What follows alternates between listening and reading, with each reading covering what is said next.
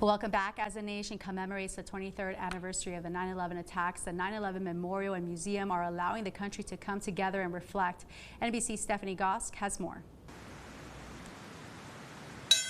6 bells, 6 moments of silence to mark the shockwaves that morning 23 years ago. Planes hitting in New York, at the Pentagon, in a field in Pennsylvania, the Twin Towers collapsing. 2,977 people were killed. Alvin Peter Kappelman Jr. Their names are read aloud here at Ground Zero every year. In attendance today, President Joe Biden, along with Vice President Kamala Harris and former President Donald Trump, just hours after they faced off in Philadelphia. In the middle of a contentious election battle, there may be a lesson from 9/11.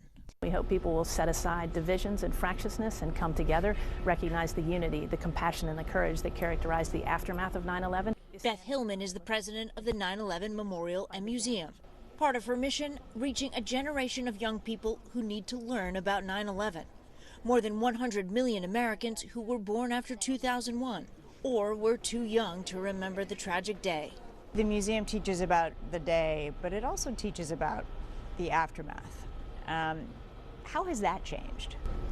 Well, I think we continue to learn more. History isn't static. We look at how we've learned to better understand terrorism, even as we haven't been able to actually end it yet. The museum gets millions of visitors every year. It really makes you realize how terrible it was. The Gordon Smith family lives in South Carolina. Why was it important to come here today?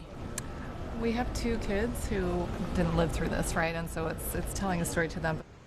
Caroline Hurry and Peyton Yulin go to Auburn University. You may not understand what it felt like on the day, but do you think you understand at this point the effect that it had on the country? Yeah, I think the older I get, the more I can see it.